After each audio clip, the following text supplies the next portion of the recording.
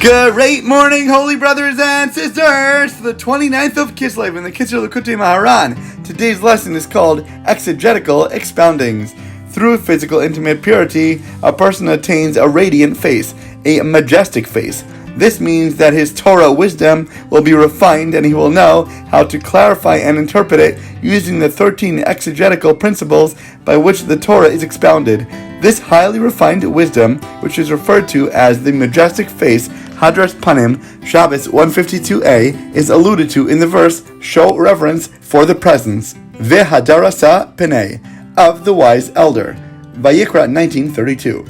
This concept also relates to the patriarch Yaakov, as in the beauty of Yaakov was like the beauty of Adam, Baba Metzia 84a, since Yaakov embodies the concept of the radiant face. By attaining this level of elder, which is associated with Yaakov, a person thereby merits shalom, peace.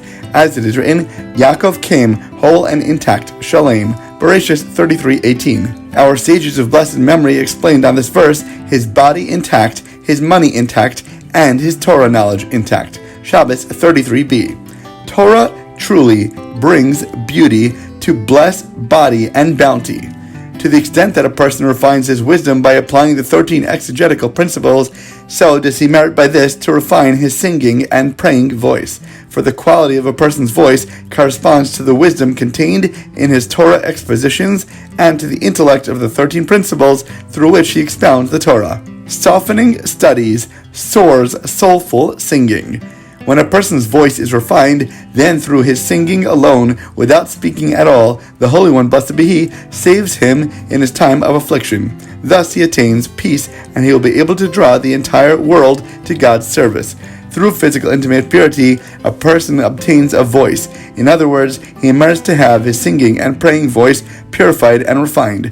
Yaakov, who guarded his physical intimate purity, as it is written, the first of my manhood, Bereshit 49:3, referring to his preservation of physical intimate morality before marriage, thereby obtained a voice, as it is written, the voice is the voice of Yaakov, Bereshit 27:22. When the Holy One, blessed be He, hears the sound of such a person's cry or song, he sees who is afflicting us, and which other nations from the 70 languages, i.e. the 70 nations, are afflicting us, and he saves us from the affliction. Therefore, when there is, God forbid, some decree or trouble afflicting the Jews at the hands of one of the nations, it is good at such a time to sing the anthem of whatever nation is oppressing us, God forbid. This is the meaning of the verse, when he heard their song, Tehillim 106:44. That is, when he heard the sound of their song, the anthem of the oppressing nation. For by means of a song sung for the sake of heaven, it is possible to arouse God's compassion, so that he will see the afflictions we are suffering at the hands of a certain nation, and he will save us from them.